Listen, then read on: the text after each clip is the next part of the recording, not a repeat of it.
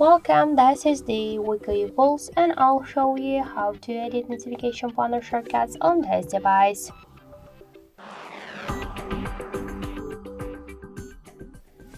So open first the control panel, and here you'll see all of the available options. If you want to add here some options or just remove some of them, or just to change the positions of the icons here on the panel, you should click here to add it.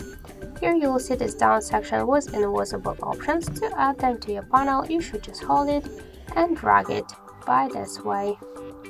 To remove them from your panel, by the same way, hold the icon and drag it to the down. And to change the positions of the icons, you should just hold it and drag it. And as you can see, that's so simple. To save the changes, click to go back, and that's it. So thank you for watching, and if you like this video, leave thumbs up and subscribe.